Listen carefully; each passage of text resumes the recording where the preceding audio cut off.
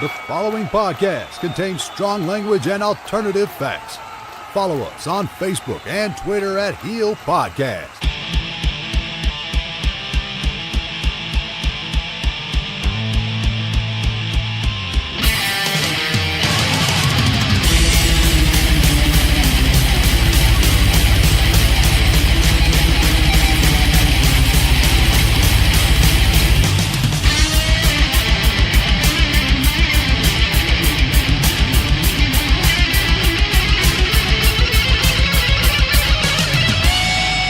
Over the airwaves and under the influence, we are Turning Heel.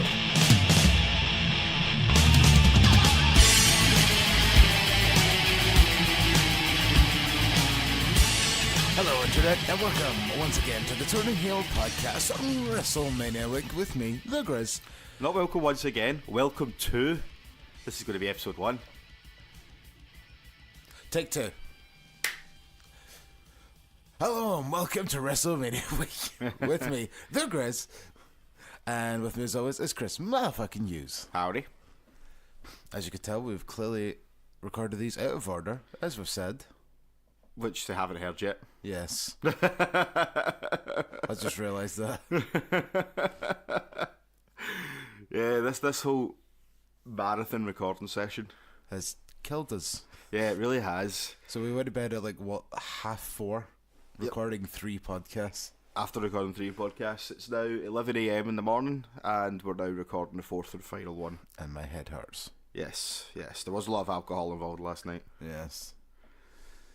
So, what Which is mainly why we didn't record this last night, because we were going, and then you fell off that fucking stool. Did I? Yeah. I was trying to reach for my fucking phone to get the list Aye. for this podcast. Aye, you were pissed. I wasn't that pissed. You are. I was trying to just reach over, and then I was just kind of stumbled, and I was like, well, I probably could have just stood up. You really could have. I could have, and I would have, but I just tried to, I don't know, and then looked like an idiot. Yeah. Well. But I would have done that either way. In fact, I was tempted to do it a minute ago when my phone was in charge. So this very first episode of WrestleMania Week, we're going to talk about what our opinion is the top 10 best theme tunes of all time. Yes. This is going to be interesting. It is, yes. How have you formatted it? I've got some honourable mentions, then 10, but I don't really have them in any particular order. It's the exact same as what I've got. Yeah, okay, cool. Well, what we'll do is we'll give our honourable mentions first of all. Okay? And then we'll go from 10 to 1. So we're going to have to decide as we're doing the show where the numbers that they lie in. Well, I've put them in 8 order of 10 to 1, but see, to be honest, I don't think that really defies the order that I have them in real life, if you know what I mean. As long as they're in my top 10, then that's good enough, but we'll just take it in 10 to 1 order, if you know what I mean. Yeah. Okay, so do you want to go with your honourable mentions first of all? Honourable mentions go to Ultimate Warrior, Evolution, Triple H's The Game. Oh, shout, I've not got that. Deuce and Domino's theme song. Pirate Bay and Randy Orton. And yes, I actually wrote Pirate Bay. Okay. I've only got 4 honourable mentions, so I don't think we're going to go that mental. Yeah, believe me, I was probably going to go more mental, and I had to stop myself at those. My honourable mentions go to Kane, but the version with lyrics. Oh yeah, that's a great themage. Ric Flair, That's a shout. Randy Savage, Oh yeah. and Bailey.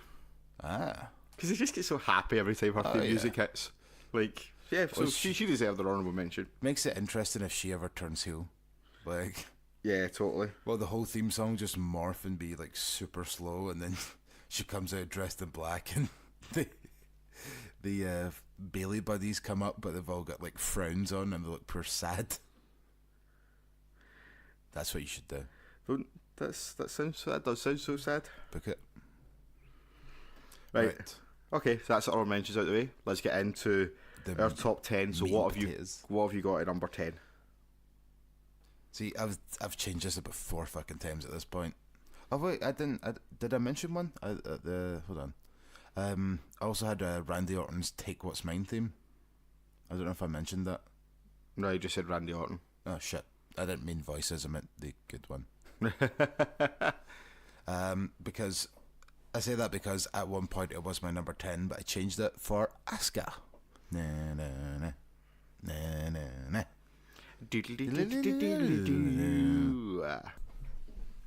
Yeah, I like Asuka's theme, but it didn't make my top 10. Yeah, I just hate this new edit they've had since she came to the main roster, where they just show the face for like half an hour, and then her theme kind of hits, and then the beginning of it skips for some reason. Yeah. It's like, why did it skip?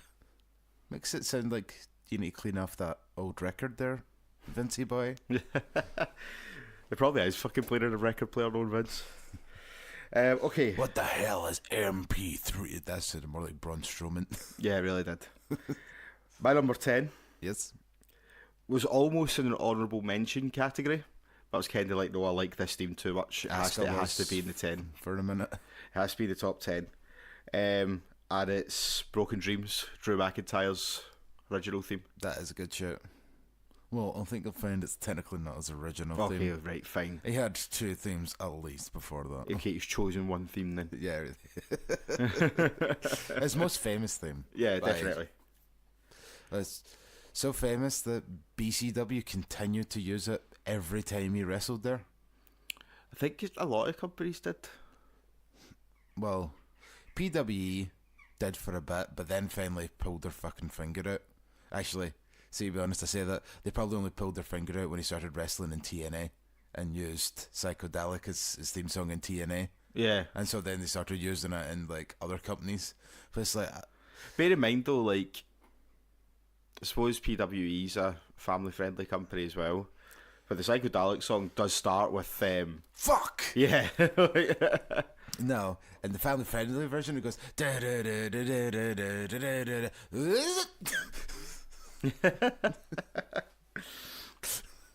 I want to go at number 9. On to number 9. On to number 9. God damn it, I should have claimed that Drew McIntyre song now. Honorable mention, Psychedelic, because of the shit. Number 9 for me, I'm going with Ted DiBiase. Junior. Oh. No, I'm kidding. Money, money, money, money, money. Because let's face it, he was one of the greatest heels. Do. Yes, that's a cracking theme tune. Yes. Why did I not think of that? Just like some of these, like just come in and it's like, yeah, Ted DiBiase, absolutely. What can you say? He was the greatest fucking heel in 80s wrestling. Absolutely. Bar none. Go fuck yourself. He was like Donald Trump in wrestling before Donald Trump was actually in wrestling. It's so true though. Yeah. The hair. The fucking outfits. I'm sure Ted DiBiase wants to pump his daughter. Never seen his daughter, so can't possibly comment. I don't know if he even has a daughter. Yeah. Ted DiBiase's probably banged porn stars. He probably has at some point. That's where Junior came from. Junior. Okay. My number 9. I've got Jeff Hardy's solo theme. Lyrical theme. Yes. That's not solo theme, singles theme. Yeah. Yeah, the lyrical theme. Same difference. The reason I put this one in It's because it's fucking awesome. It is fucking awesome, but also like the character he was doing at the time when he was going after the WWE Championship, his first one, like the lyrics to it were just so fitting for it. Like open with "Can you see the writing on the wall?" Yeah, and all that. Like You're that's why I in liked it. way over your head. You're gonna drown on the things that you said. The time is come and gone for words. Yeah, and all that. Like yeah, I really fucking loved that theme tune. It was so and good. if he is on a singles run when he comes back, He needs to because bring Matt's it doing back. this broken thing or woken thing. Sorry. Yes. I hope he's using this theme. Absolutely, I fully agree with you. Because while Egg and my face were in alignment when I says that Jeff Hardy was not going to be in the Ultimate Deletion. And he was. Well, I don't think that's where he's gonna continue going. No, I don't think so. I could see Jeff Hardy coming back at Mania and getting put in the Intercontinental title match. Possibly. Or the Raw after Mania. They need to save some of the comeback, so the Raw after Mania. Yeah, I guess so. Shall we do number 8? Yep, on you go. The King of Kings. Dun dun. Dun dun on your knees, dog. We kind of had this conversation. The only thing is, I did not think of the King of Kings. We kind of had this conversation the other day, and I'm sure you were like, "Oh, but the game's always better than the King of Kings." And I was like, "Well, no, I'm a King of Kings man. It wasn't me. I had that conversation. Fuck was it? There was definitely somebody I was speaking to the other day.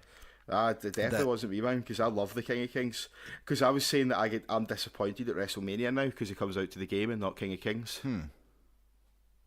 Fair enough. Because I always thought the King of Kings was like the badass theme tune. That's your quick walk theme song, and the game is your slow walk theme song.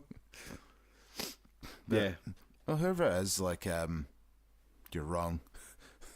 King of Kings is the best, and that's why Triple H's The Game ended up my honourable mentions, but King of Kings made the list. It just made the list. Okay. I would have put that on the list had I thought about it. This is interesting to see what else you have. Well, it's good if we've got lots of different ones. Okay, so next up I have Sexy Boy.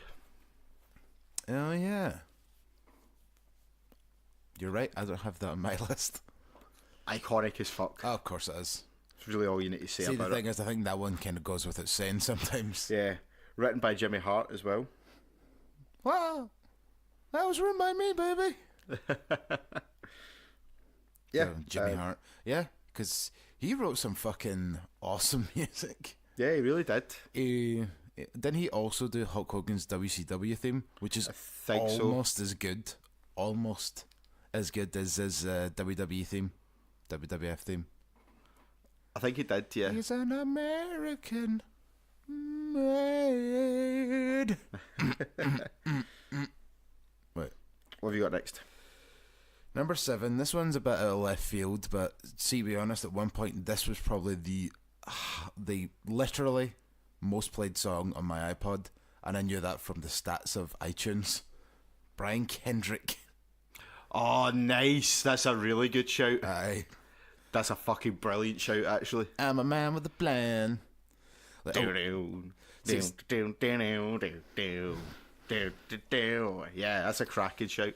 See, like when I used to plug my iPod into my computer back in the day, it gives you the option of most listened to. I click on it, and for the longest time, it used to just be Man with a Plan.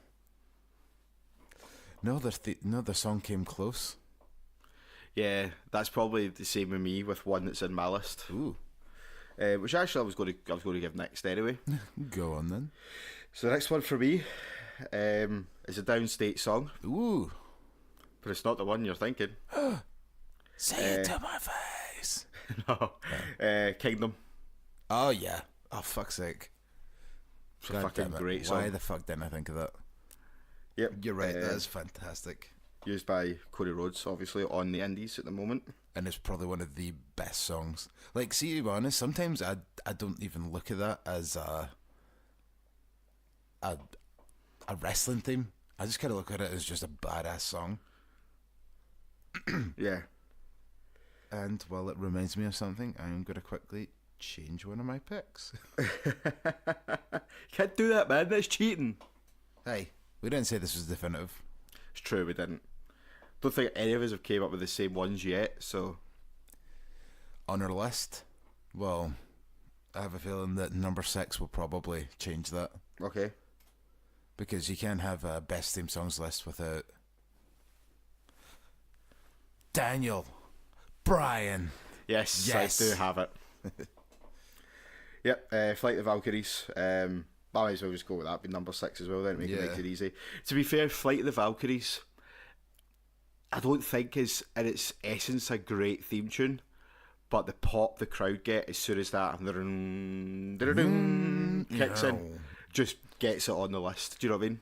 But like, I remember I used the old, like the actual proper classical version. That wasn't very good, to be honest. Yeah. Daniel Bryan's had about 1,000 theme songs now that I think about it. And then Flight of the Valkyries came around and saved his career. Yeah, although he was using Flight of the Valkyries pretty much since he came back at Survivor Series, was he not? Survivor Series? Yes, because remember he got fired. SummerSlam. He came back at SummerSlam. Was it not? Oh, was it just an 8-man tag? Yeah, well, it was elimination, which, yeah, I could totally understand why you thought it was Survivor Series. Okay, fair Because enough. it was the Survivor Series style match, but yeah, it was definitely SummerSlam. And no, he had generic as fuck Did he? rock music for a while. And then that's why it was so jarring when he eventually switched to Flight of the Valkyries, because it was like, one week he was coming out to just like and it sounded like music that you would voice over. It's like, coming this summer, Daniel Bryan is WWE Champion, the movie. Big Mama 4. What's that other piece of shit fucking franchise that's about now of a fat black woman? No idea. She had a Halloween movie. Yeah, anyway, I just wanted to make fun of her. Fuck you. Your shite movies. Right, what have you got next? Coming up next. Of course, you have to have this guy on your list as well. I'm going with Chris Jericho. Yep, he's on my list as well. Absolutely, 100%. Break down the walls. Yeah, it's amazing that theme song has lasted so long. I know. Like, considering the fact he's on TV as regular as he is. Guys like The Rock, for example, who's not on my list, but his song's always going to be cool because you don't get to hear it that often. But it's very rare that someone's on telly as much as Jericho is, and his theme song seems to have never changed. Even, like, you could say for the most part, The Rock's is still kind of what it used to be, but, like, it's gone through tweaks and all that. Yeah. Like, the same with Kurt Angle, other than that short period where he used, like, a rock version of his theme song, which I thought was badass. But, yeah, like, for the most part, Jericho's themes kind of stayed consistent. Except when he used... The only really changes that I've noticed with it is it's been remastered quite a few times to just sound a bit more modern. Mm-hmm. But apart from that, it's more or less the same song. Except for that short period where he used King of My World by Saliva. Yeah. Shout out to Saliva. They're a good band. Well done. That was me patting their heads. That was really just to promote the fucking CD though, wasn't it? He had it for that short a space of time. It was literally about a month and a half. Yeah. It was literally just to promote the CD. And then, like, they had... it was really weird. Like, they were at Survivor Series one time. Jericho was about to get in the Elimination Chamber for the first time ever. And then Saliva were in WWF in New York. And they sang the song live. I don't know how that worked. They sang the song live in a different building than Jericho's entrance. But somehow it got piped through. And then I was raging that fucking... What's his face? Howard Finkel? Like, talked over the fucking theme song. Did they not maybe dub the theme song, the live theme song, in? So, like, in the crowd, it was just his regular theme. Maybe. And then they've just dubbed the live feed over it on TV. Might have done. That would make the most sense. I know. But it's just like the way that JR and King were talking about it. Like, I'm Jerry King Lawler. Look at it. I want to see boobies. Oh, Saliva's playing Chris Jericho to the ring. Since when did Jerry the King Lawler become a posh English woman?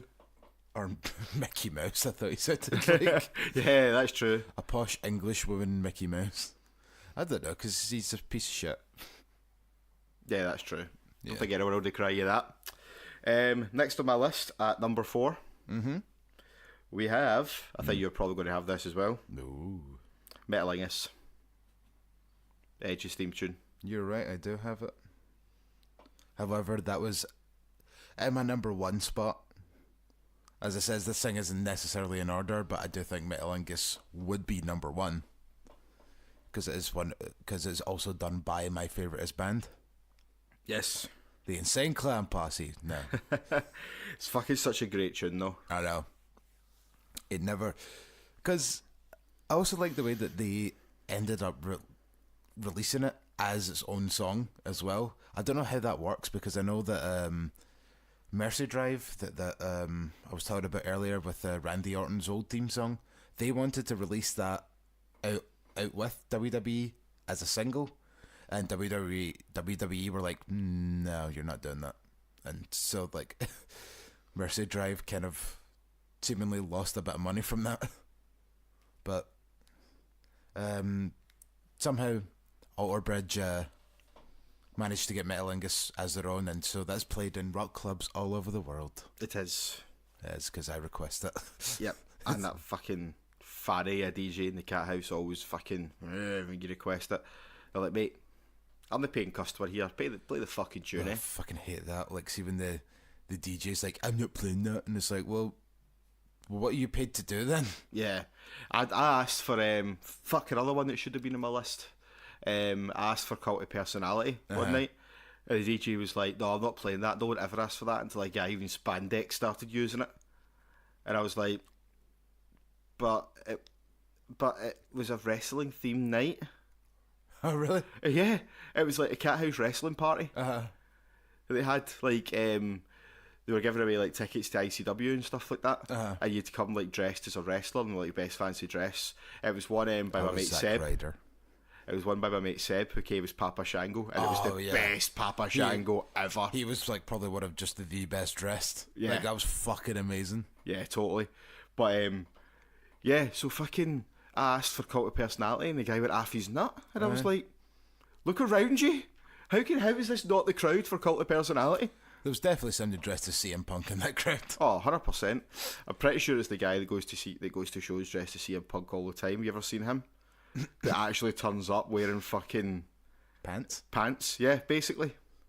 It's scary. I love wrestling as much as the next guy, but that doesn't mean I need to go to every show dressed up. Yeah.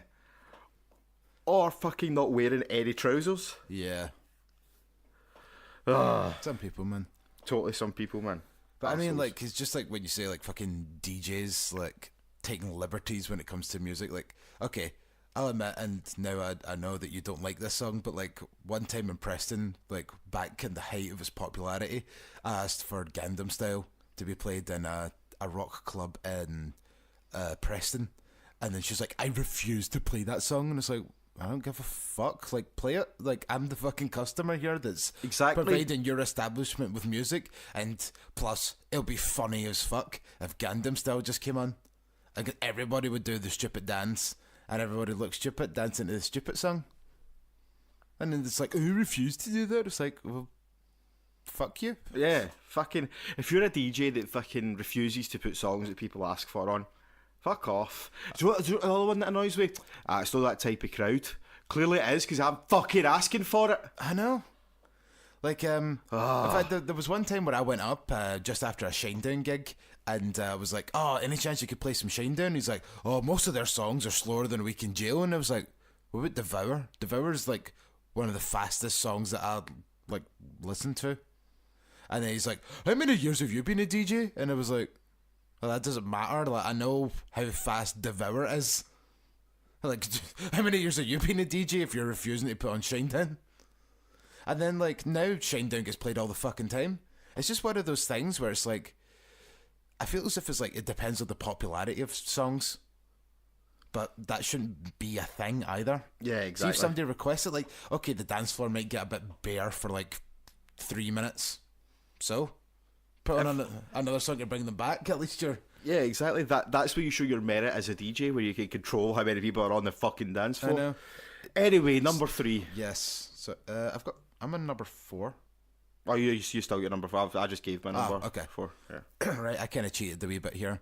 I'm going to go with Stone Cold Steve Austin, but I have 2 different theme songs, and none of them are just the regular Austin theme song. Okay.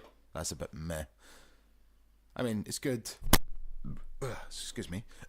glass shatters and all that, but I'm going with 1, the Disturbed version, and 2, the Alliance version. Nice. The Alliance version is like one of the greatest fucking theme musics ever. I kind of had Austin as a collective as well. Aye. Just like, because they all have their own nice wee unique things about them.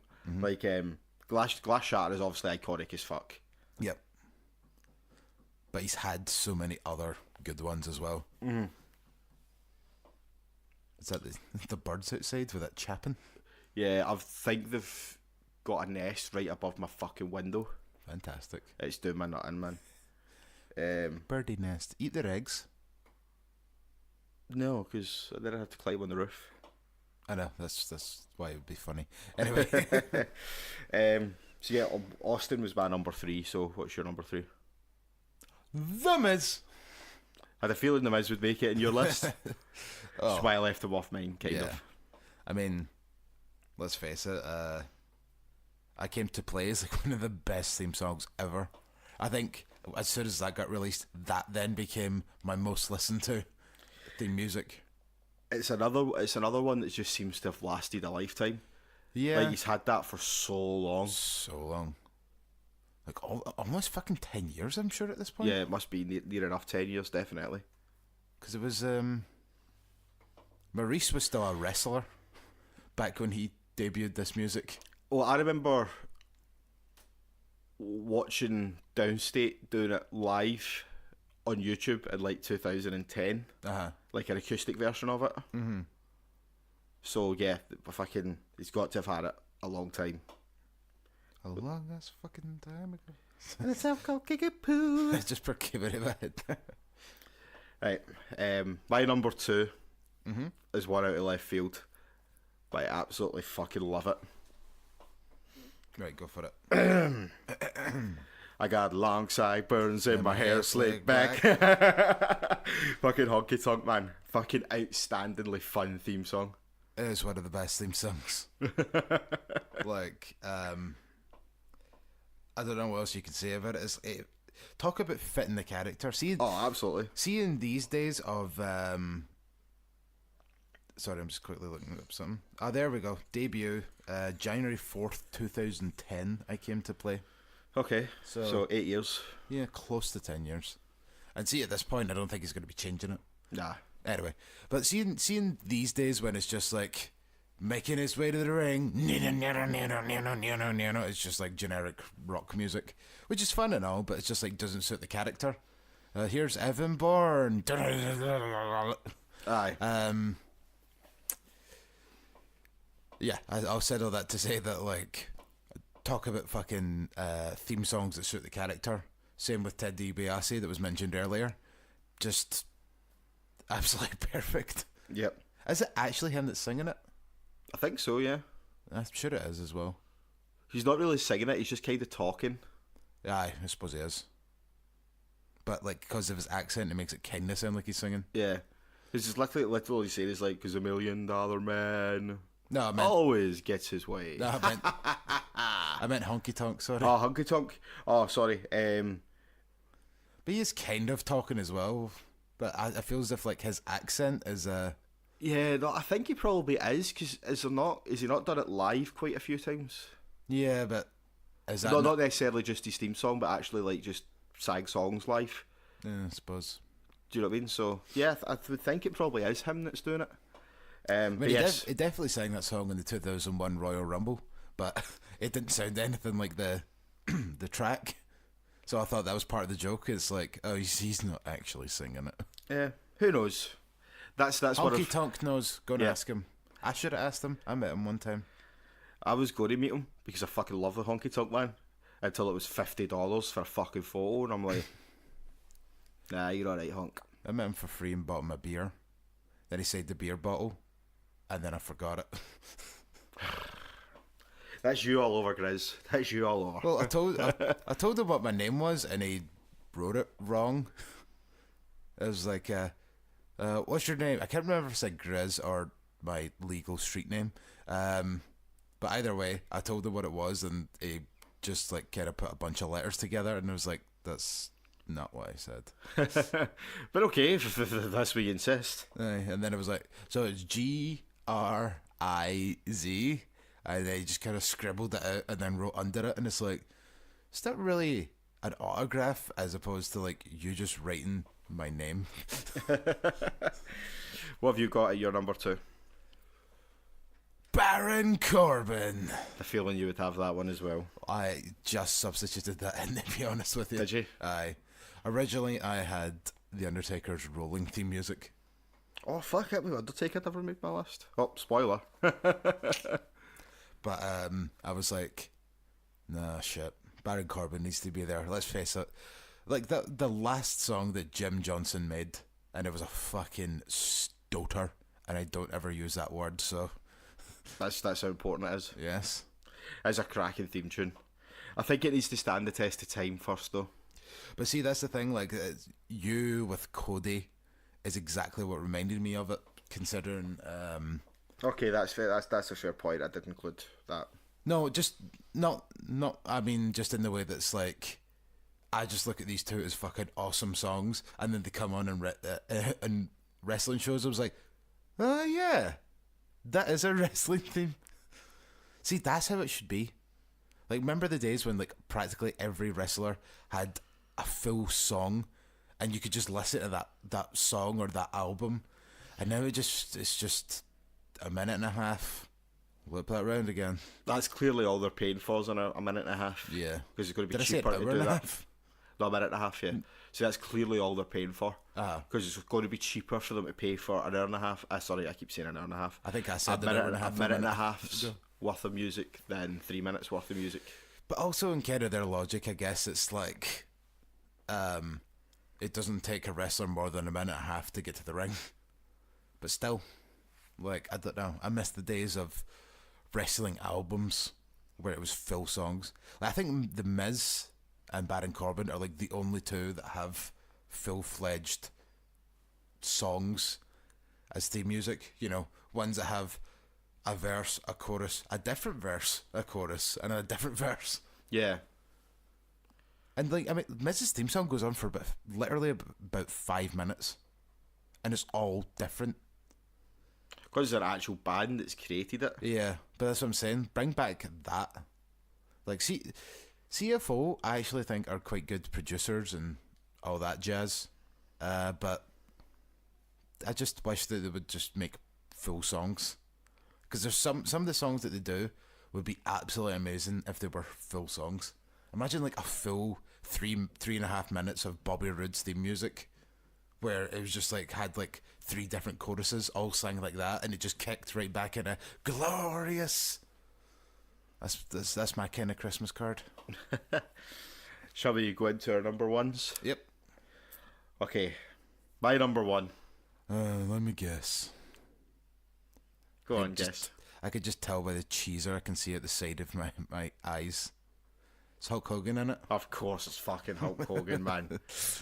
You want about the guy, but the theme tune is fucking great. Oh yeah, definitely. Like, it's just the way it's like, it's got like that little tiny second of delay. It's like, dun dun dun dun. Phew, the roof blows off. Yep.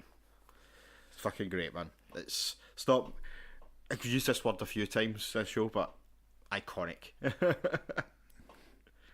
I mean, it's not as iconic as the iconic duo, but you know, it's yeah, pretty... that's true. But nothing's as iconic as the iconic duo. Fucking hell, that was a tongue twister. Well,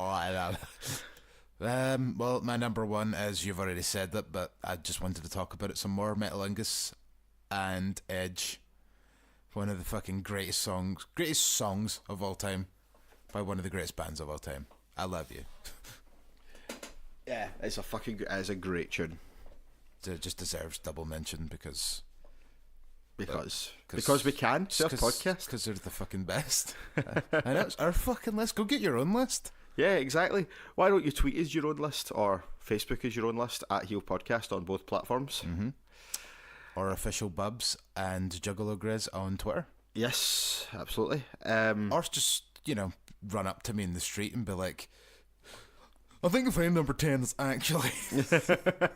Or if you see me in Bourbon Street, if you're over for Mania, come buy me a beer and tell me. Yeah.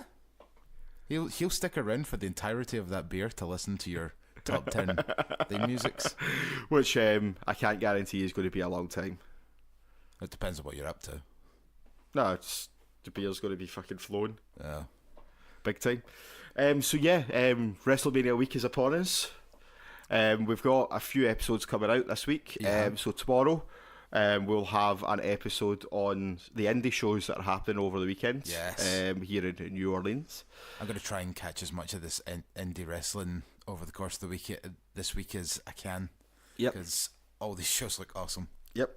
Then on Friday we've got our NXT Takeover preview episode. Mm-hmm.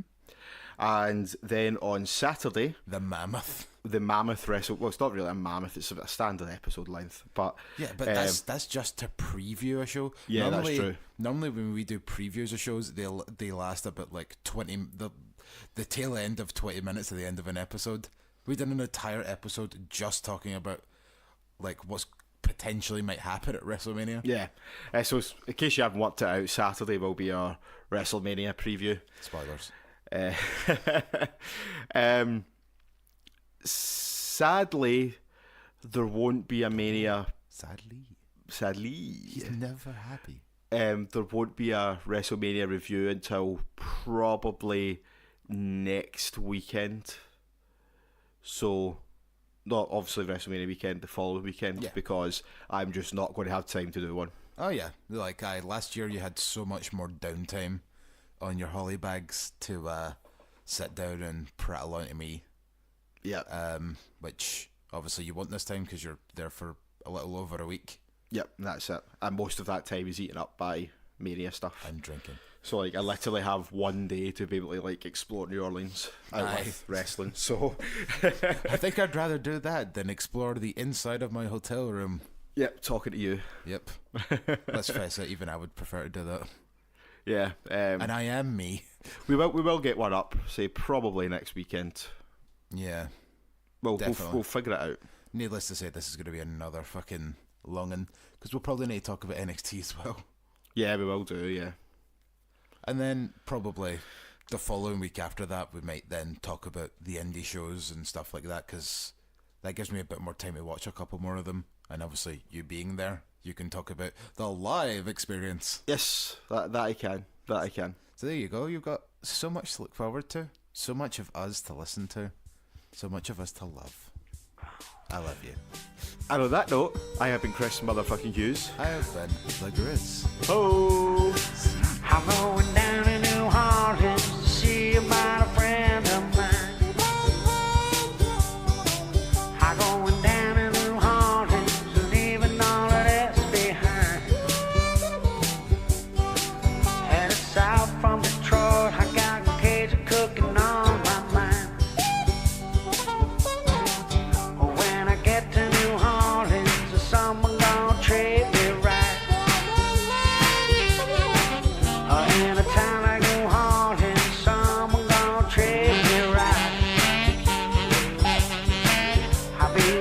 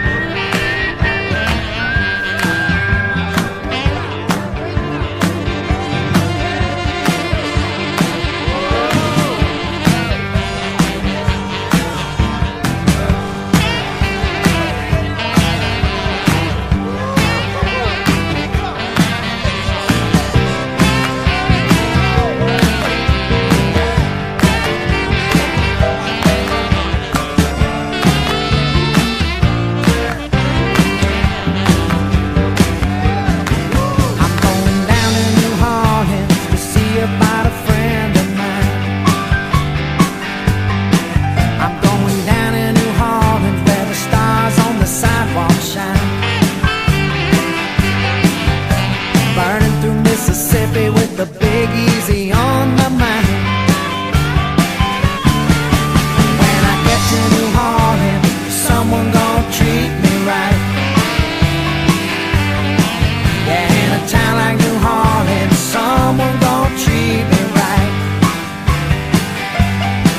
And I'ma party like the devil if the Neville Brothers play tonight. A jambalaya and a crawfish pie gonna make my day. Down on the bayou singing, hey, Pocky Way.